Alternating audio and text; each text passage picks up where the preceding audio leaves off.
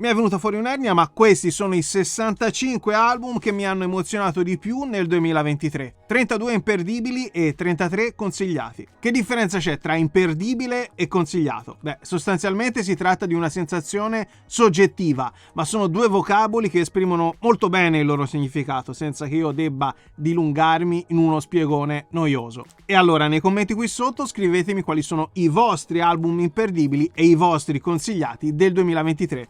Questi sono i miei. Si parte a bomba, ci riscaldiamo con i consigliati, poi passiamo agli imperdibili. Non ho specificato le posizioni perché non è una classifica, ma naturalmente ci sono degli album che ho vissuto con più entusiasmo e lo capirete molto bene dalle mie parole. E per farvi un'idea ancora più accurata ho preparato una playlist su Spotify con un brano da ogni album, quello che reputo più significativo o comunque il mio preferito. Trovate la playlist linkata qui sotto in descrizione insieme a tutti gli altri link di Vinilicamente, come quello che vi porta al canale Telegram in cui vi segnalo ogni giorno le migliori offerte e i pre-order più caldi selezionati da me. Si parte. I consigliati di Vinilicamente. Con buona pace di chi ha offeso Roger Waters perché ha osato rimettere mano al pilastro della loro band del cuore, Redux è un album imponente, oscuro e verboso che ci testimonia ancora una volta l'importanza del suo autore nella storia della musica. Wide Open Light è il solito ottimo album di Pen Harper che a questo giro ci emoziona utilizzando solo chitarra e voce. Avvisatemi quando farà un disco brutto, nel frattempo che il blues sia con voi. Mid-Air è il danzereccio esordio solista di Romy degli XX, consigliato a tutti quelli che vogliono ballare con una cassa dritta ma di classe e una voce velutata. Where Are We di Joshua Redman è l'album jazz più goduriosamente piacione del 2023, con un sax che sbrodola e la voce di Gabriel Cavassa che rapisce. Heavy Heavy è il quarto album degli scozzesi Young Fathers che arriva dopo l'acclamato Cocoa Sugar del 2018. Anche questo di gran livello, il migliore esempio di alt pop del 2023 che pesca da black music, hip hop, rock ed elettronica elaborando un piatto succulento. Hackney Diamonds è uno dei migliori dischi di rock blues del 2023 ed è stato snobbato da molte classifiche perché appartiene ai Rolling Stones, il che è paradossale se ci pensate, visto che sono delle autentiche leggende, ma è così che funziona il circo. Devi per forza parlare di nomi nuovi, altrimenti sembra che non sei al passo coi tempi, anche quando i nomi nuovi non arrivano a legare le stringhe a dei consumati ottantenni. Hit Parade è l'ennesimo centro di Roisin Murphy nel cuore del miglior pop dance oriented, dimostrando di essere una delle regine incontrastate del genere, godurioso dall'inizio alla fine. Live with Orchestra della rappresentante di lista è uno dei due live presenti tra tutti i dischi di questo video ed è senza dubbio il più emozionante. Il merito è della voce di Veronica Lucchesi, semplicemente da brividi. Sarò sincero, il revival post-punk mi ha definitivamente frantumato i testicoli, sbriciolati. Meno male che ci sono gli Italia 90 che aggiungono ai classici ingredienti un po' di sana darchitudine e distorsione alla vecchia maniera. Living Human Treasure per questo è un ottimo esordio.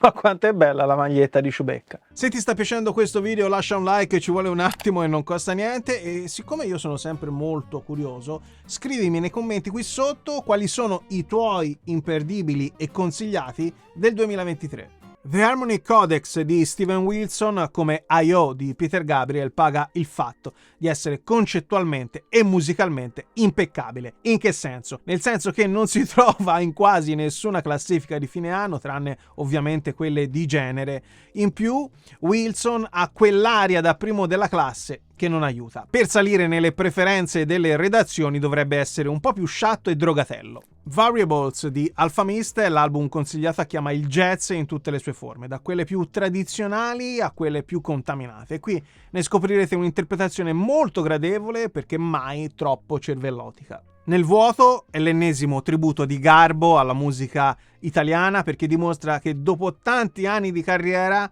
è più avanti di colleghi che non erano ancora nati quando lui già spopolava in TV. Garbo non delude mai, ma stavolta si è superato. Con Radical Romantics, Fever Ray vince l'agognato premio per la copertina più agghiacciante del 2023, compreso il font che è veramente terribile. Meno male che il contenuto musicale è come al solito di livello assoluto per l'ex The Knife, tra elettronica algida, ambient malsano e un pizzico di cassa in 4/4 nelle giuste dosi per farcela adorare come sempre. Accetta e continua, che la grafica ci suggerisce essere anche valida nell'interpretazione di accetta e continua, è il nuovo album dei Bachi da pietra, sempre pungenti e rabbiosi senza essere macchiettistici, e il fatto che sia distribuito da una major ha del miracoloso, visto il tenore del sound e dei testi. Godiamone finché siamo in tempo.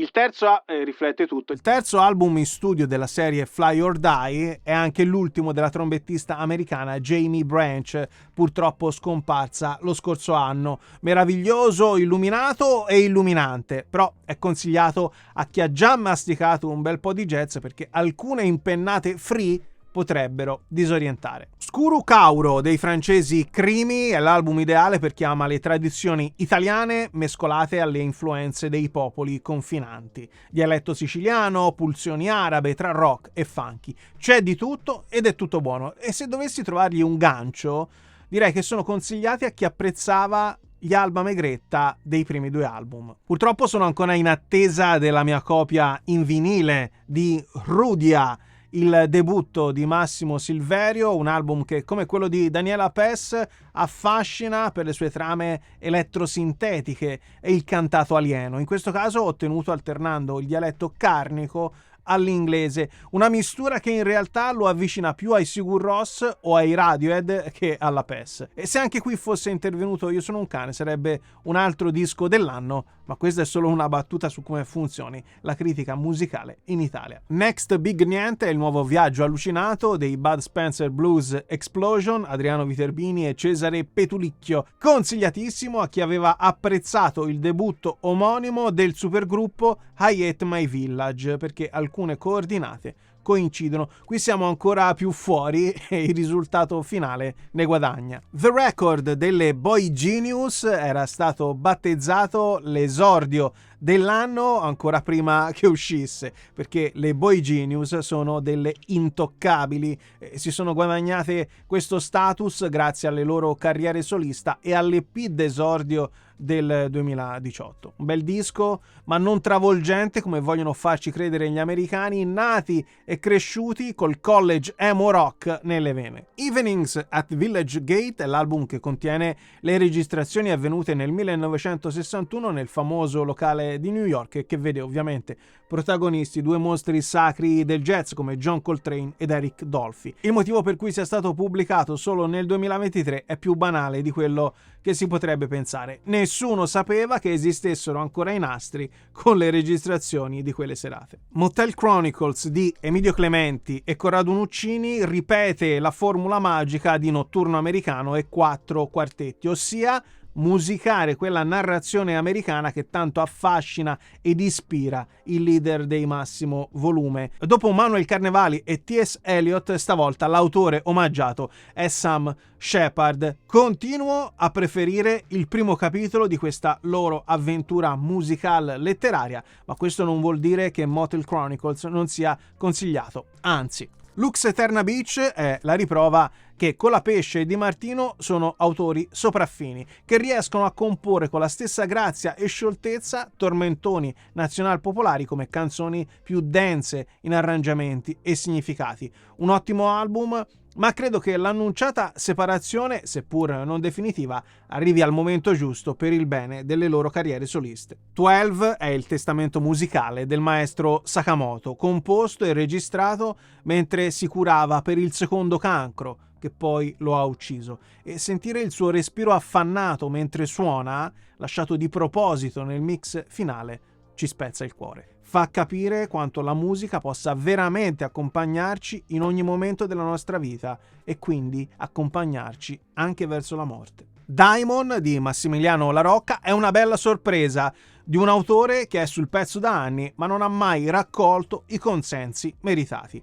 Con l'importante presenza di Federica Ottombrino alla seconda voce, confeziona un disco alla vecchia maniera, fatto di buone canzoni più che di hype per i suonini strambi. Sings Dylan di Cat Power è un fanservice, è un regalo a tutti i fan di Bob Dylan e prima di tutto è un regalo che Cat Power fa a se stessa, visto che Dylan è uno dei suoi idoli da sempre. Replicare uno dei concerti più leggendari della storia della musica era molto rischioso e lei se l'è cavata egregiamente, tanto che in alcuni frangenti riesce a essere terribilmente noiosa come l'originale. Chronicles of a Diamond è la brillante conferma dei Black Pumas, che col loro secondo album ribadiscono la leadership di Best New Soul Act in Town. Sam Cooke saluta e ringrazia. L'album impronunciabile di Yves Tumor è l'ingresso dell'ultimo minuto, recuperato al volo dopo aver visto le vostre top. Mi ha sorpreso con il suo caleidoscopio di sapori e colori che fanno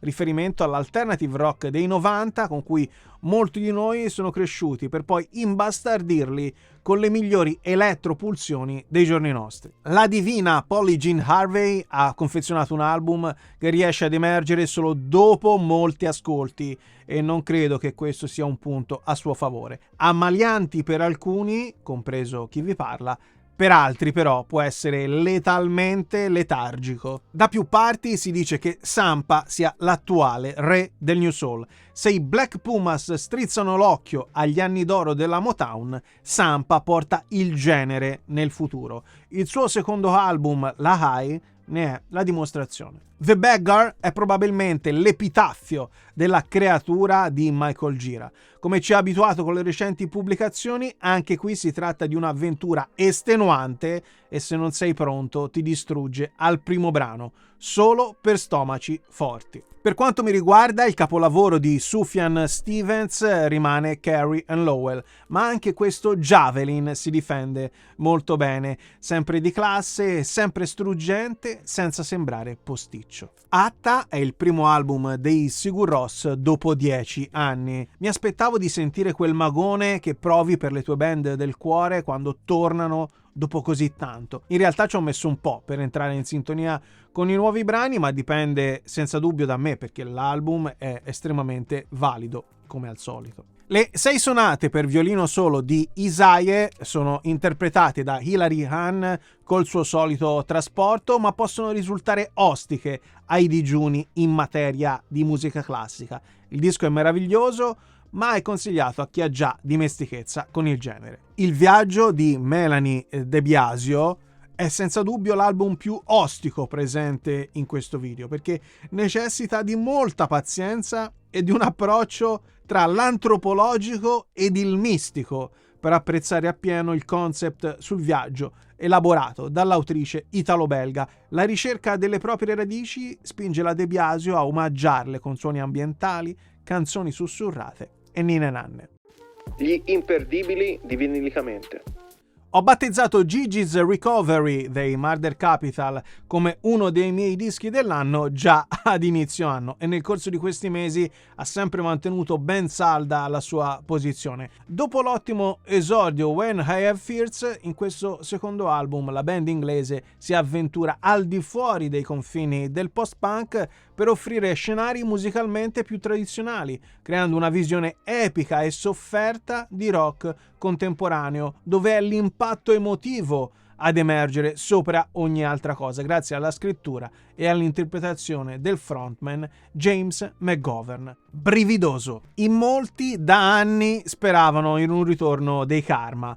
Pochi, anzi direi pochissimi, si sarebbero aspettati un album del livello di K3, abituati come siamo a reunion a base di minestre riscaldate per rifocillare il conto in banca. K3 non è niente di tutto questo e anzi è il perfetto anello di congiunzione con i 2 precedenti capitoli pubblicati quasi 30 anni fa, potente, ipnotico, progressivo, semplicemente il disco di rock italiano dell'anno, e il fatto che vinilicamente abbia contribuito a farlo venire alla luce non può che rendermi orgoglioso, roccioso. Memento Mori è l'ennesimo grande disco dei Depeche Mode, che si confermano come gli interpreti principali nonché migliori di quell'electropop che hanno plasmato come un figlioccio partendo dai synth plasticosi dei primi anni '80 per arrivare a questo miscuglio scuro e allo stesso tempo catchy diventato il loro marchio di fabbrica. Nel corso degli anni in molti hanno provato a replicare, ma mai con la stessa efficacia. Bravi i recenti Alver, bravi anche i recentissimi Crosses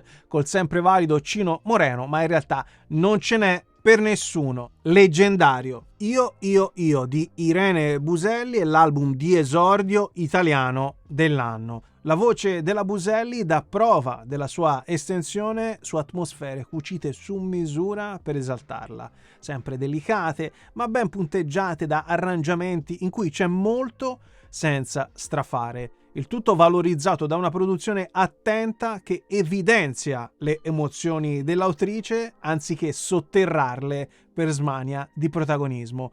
Irene Buselli è un talento da coccolare, affilato. Starti vicino mi è assottigliata, sono una lama, sono affilata come la mina di una matita più che sottile. Sono appuntita ed è così che ci si difende. Spesso è abbastanza da non sentire le tue unghie e la mia mente è troppo sottile. Si vola fuori da questa stanza. Con Influx, Anna B. Savage fa un passo in avanti rispetto al debutto, sia nella composizione, sia nella volontà di portare un arrangiamento più elaborato, con meno climax, ma più pieno, arricchito e arrotondato dai fiati. Gli inserti di elettronica sono ben dosati e quindi funzionali al tono di un'opera che appare più personale e meno figlia dell'eredità di Jeff Buckley ed Anthony and the Johnsons. Catartico. Oltre ad una copertina tanto semplice quanto iconica, Elvis ci consegna i migliori Baustelle degli ultimi 15 anni. L'ultimo album che mi aveva convinto davvero era infatti Amen del 2008. Poi qualche prova sottotono nell'adagiarsi su stilemi che contraddistinguono da sempre la band senese. L'ingresso del rock negli arrangiamenti giova alla scrittura di Bianconi, che è sempre stata molto vivace, ma che non riusciva più a trovare la perfetta sintesi con la melodia. Stavolta ci sono riusciti egregiamente. Raggiante! Facendo una media di tutte le recensioni dedicate ad album italiani, Spira di Daniela Pes risulta essere il disco dell'anno. Non per me, pur apprezzandone l'audacia, la musicalità, il tentativo di spingere l'appassionato medio tricolore a un livello successivo di ascolto. In questa ricerca giova sicuramente la produzione e la collaborazione con Io sono un cane, che ormai da qualche anno trasforma in oro tutto ciò che tocca. Non è il mio disco italiano dell'anno, come dicevo, ma rimane un disco da avere in collezione. Vulcanico. Mondo e Antimondo è l'ennesimo grande album di Umberto Maria Giardini, un tempo noto come Molteni. Lui si ritiene soddisfatto per quello che ha raccolto in carriera, ma chi lo segue da sempre credo che meriti più attenzione. Probabilmente paga un carattere che non accondiscende ai soliti giochetti meschini del music business italiano, ed è un peccato, perché è l'ennesima dimostrazione che la qualità paga solo se sei col vento in poppa. Ci sono le eccezioni naturalmente, ma sono sempre meno. Provvidenziale. My Back Was a Bridge for You to Cross di Hanoini and the Johnsons è il mio disco straniero dell'anno, perché ad accompagnare la voce angelica di Hanoini non c'è il consueto pop cameristico, ma un rock soul che sa essere tanto grintoso quanto delicato al bisogno. Per la serie questa mano può essere ferro o può essere piuma. Come tutti gli album dall'impatto emotivo deflagrante, anche questo non ha bisogno di essere descritto o spiegato, basta consigliare di non farselo scappare. Etereo. We can teach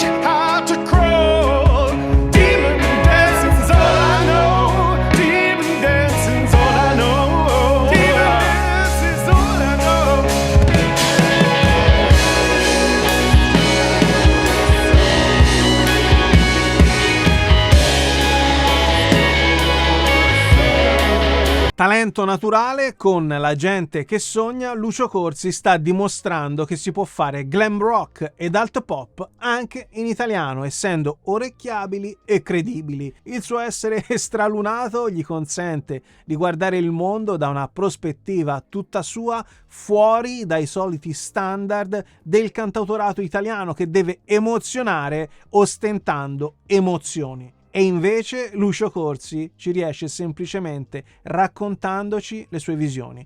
È un dono dei fuoriclasse, galattico. In tanti si stanno chiedendo chi diavolo sia questa Caroline Polachek e perché tutti parlino del suo disco. Un attimo, in tanti se lo stanno chiedendo in Italia, perché all'estero hanno compreso benissimo che Desire, I Want You to Turn Into You è un diamante pop da lucidare ogni giorno. Se non bastasse la voce strepitosa della Polachek, il resto lo fa un album che porta il pop contemporaneo ad un nuovo livello di consapevolezza di sé. Luccicante Phoenix di Lakeja Benjamin. Quando si dice che compri un album solo la copertina, beh, io non rimango indifferente ad una cover del genere, ma la parte più bella ovviamente è tra i solchi di un disco che utilizza il jazz come sottofondo a una realtà da raccontare, da tramandare, che sia attraverso lo spoken word o il cantato o lo strumentale. Il jazz in subbuglio, sottolineato dal sax della Benjamin, non può lasciarci indifferenti. Consapevole. Nada è il secondo album di Cigno che si conferma autore necessario per l'alternative italiano, non solo perché la sua proposta lo identifica come l'erede spirituale dei primi CCCP e Disciplinata, non solo perché va a toccare dei nervi scoperti della nostra società che in pochissimi osano fare in musica, ma anche perché serve a ricordarci che la peculiarità e la potenza di un progetto non si basano sui like o sugli articoli giusti nel momento giusto. La musica dovrebbe essere sempre la cosa più importante. Purtroppo siamo in Italia e in Italia il music business si muove quasi sempre nella direzione opposta. Mortacci vostri! La vita nel frattempo è il ritorno da protagonista di Giuliano Dottori, dopo anni passati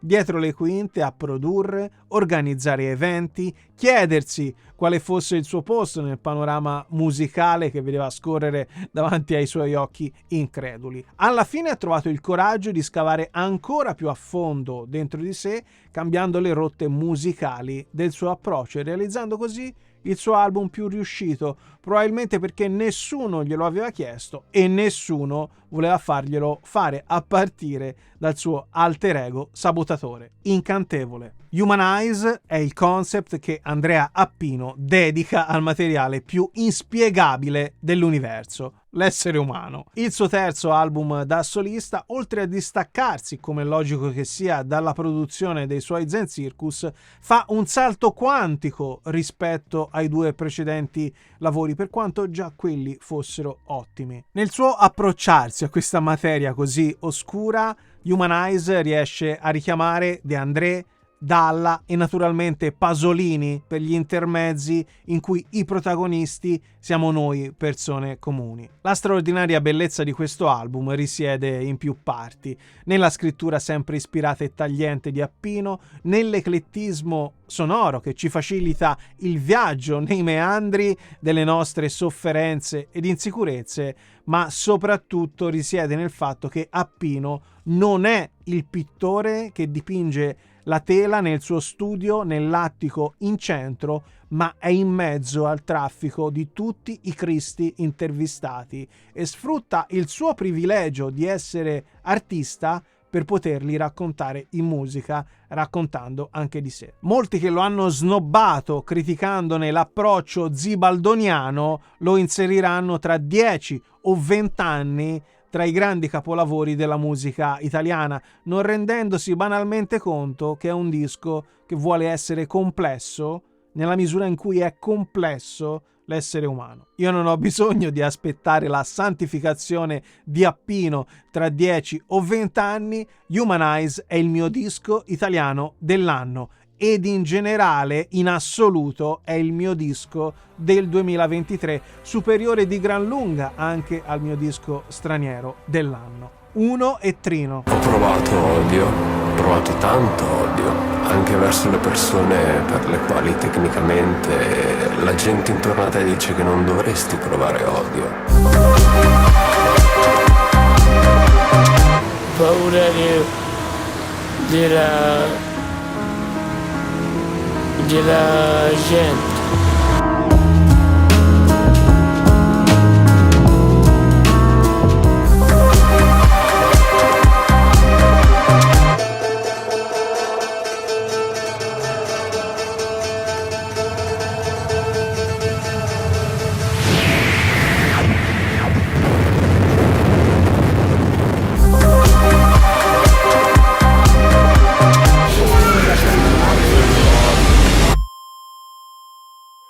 E possiamo costruire quello che vogliamo,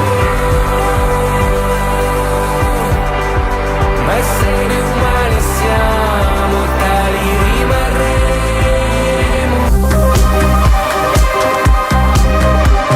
La sera andavo dal letto, chiudo gli occhi e sarei felice e non aprirli più.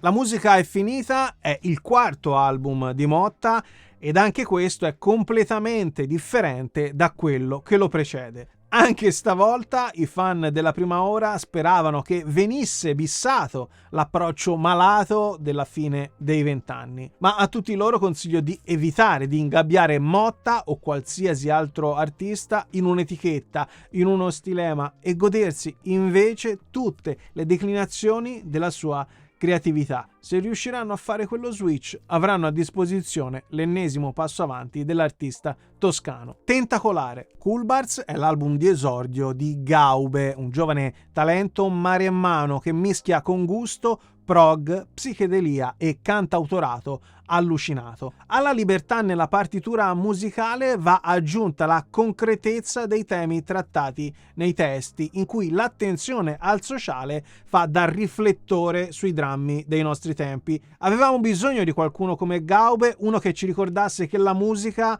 può essere anche strumento di crescita collettiva, senza suonare pretenzioso o, peggio ancora, finto. Eroico. Gli EABS, che è acronimo di Electro Acoustic Beat Sessions, sono un quintetto jazz polacco che sforna quasi un disco all'anno, per cui è abbastanza complesso seguire tutte le loro pubblicazioni. Quella del 2023 però non me la sono persa. In collaborazione con il quartetto pakistano Jaubi realizzano In Search of a Better Tomorrow, un album che fonde avanguardia jazz con atmosfere dal sapore orientale, un insolito connubio che proprio perché insolito appassiona. Multiculti. Languore è il secondo album di Ibisco, prodotto da Marco Bertoni dei mitici Confusional Quartet, e solo questo ce lo rende subito super simpa. Ma collegamenti cult a parte, questo è un album solido in cui i testi ci sono,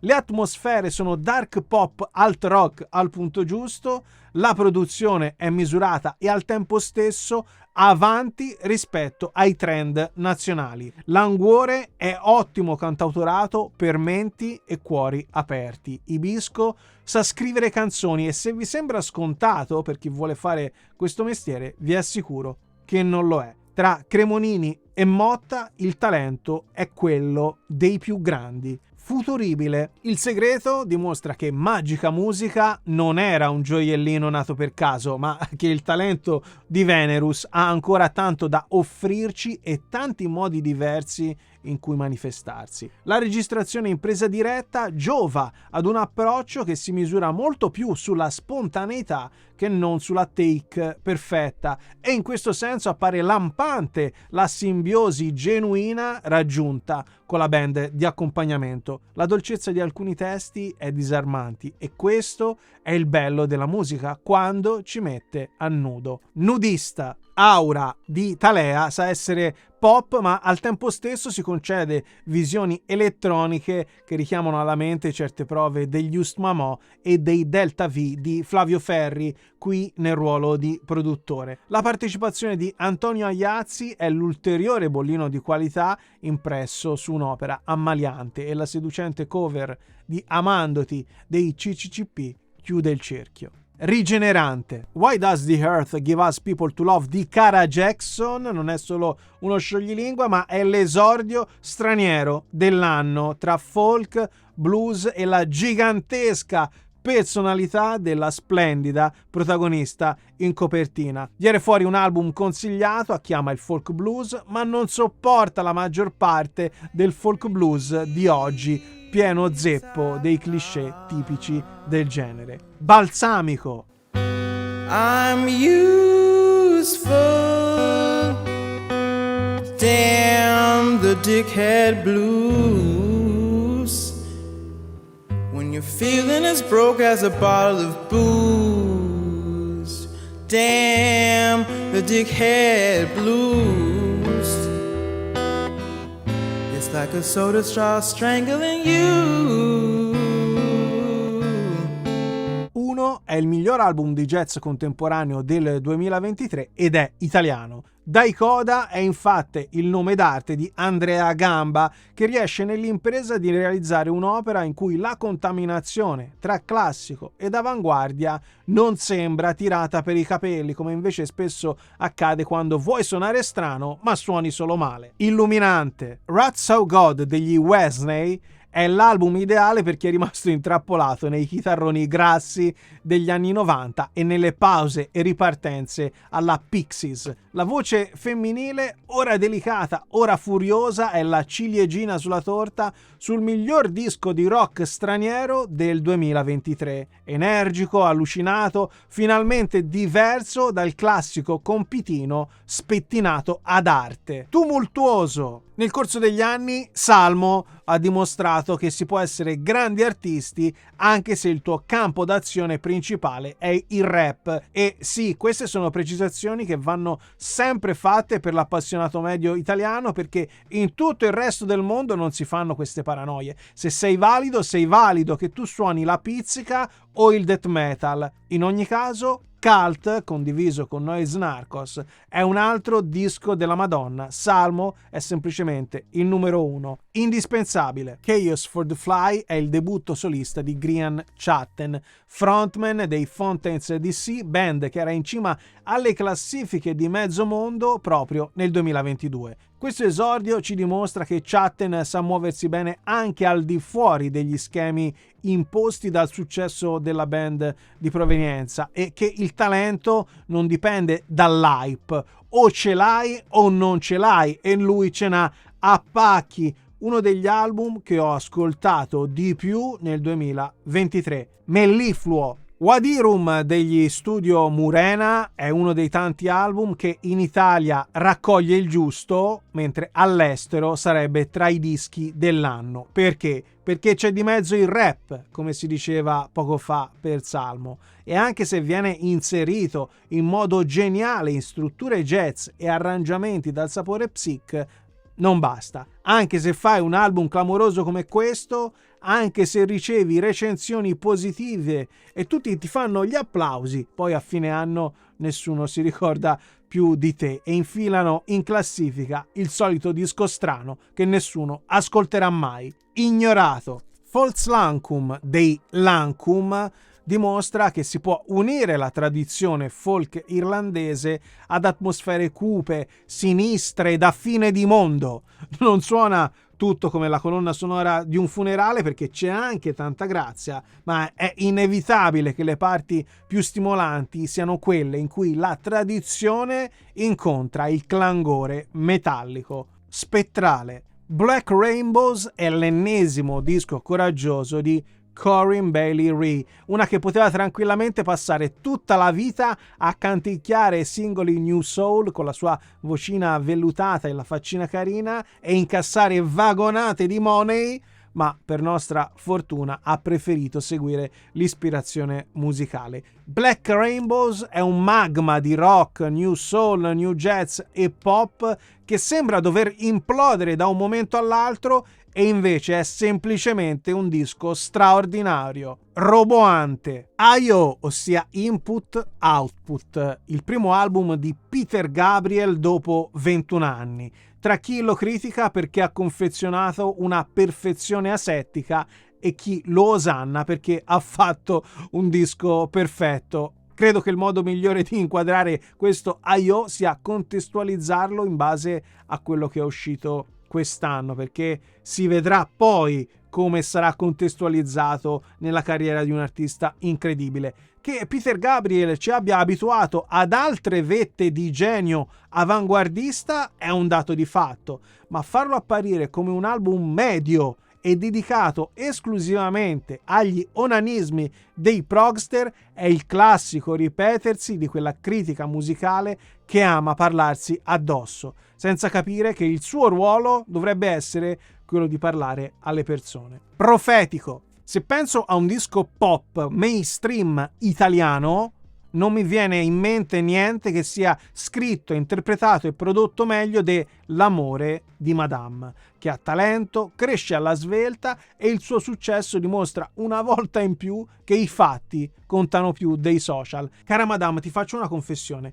Non immagini quanti tra i finti alternative ascoltano e apprezzano il tuo disco, ma non osano ammetterlo perché non fa figo. È il mondo di oggi, è tutta una squallida messa in scena. Predestinata. A Symphonic Celebration è l'opera che comprende i movimenti più suggestivi delle composizioni di Joe Hisaishi, noto ai più per aver lavorato alle colonne sonore dei film di animazione dello studio Ghibli di Miyazaki. Registrato a Londra con la Royal Philharmonic Orchestra, è un must-have nella collezione di ogni nerd che si rispetti, nonché uno degli album di musica classica più belli di questo 2023. Sognante. Gli special di Vinilicamente. La migliore ristampa in vinile di un disco italiano è Bachelite degli Offlaga Disco Pax in occasione del 15° anniversario. La migliore ristampa in vinile di un disco straniero è quella dedicata al 30° anniversario di In Utero dei Nirvana. La migliore ristampa in CD, nonché migliore ristampa in assoluto, nonché miglior packaging va a quella di Atom Heart Mother dei Pink Floyd nell'edizione giapponese. Imperdibile. Miglior artwork in vinile per Memento Mori dei Depeche Mode perché sa essere essenziale, ironico e iconico quanto basta. E poi c'è l'omaggio a Andrew Fletcher. La migliore sorpresa dell'anno va ovviamente a Now and Then dei Beatles. Migliore Highlander, Rolling Stones con il loro Hackney Diamonds. Migliore incisione in vinile e con Deutsche Grammophon c'è poco da fare per le 6 suonate per violino solo di Eugene Isaïe eseguite da Hilary Hahn. Migliore canzone dell'anno va a mani basse a Rest di Henoini and the Johnsons dal disco straniero dell'anno. Migliore EP per il debutto omonimo di Eugenio Surnia. Migliore album solo in digitale per Musica di Sasso. Ed è finita anche questa maratona dedicata al 2023 che sono certo avrà fornito più di uno spunto per nuovi approfondimenti. Alla faccia dei luoghi comuni per cui la musica di oggi fa tutta schifo, ogni anno abbiamo la dimostrazione che così non è. Diremo la stessa cosa a fine 2024? Lo scopriremo come sempre su Vinilicamente. A presto e buoni ascolti. Esseri umani siamo noi, della sulla terra, sprovveduti e sconosciuti. Essere umani è una complessità di cose. Le persone che lavorano, che vanno in giro, fanno queste cose qua. Abbiamo una sola bocca e 2 orecchie perché teoricamente dovremmo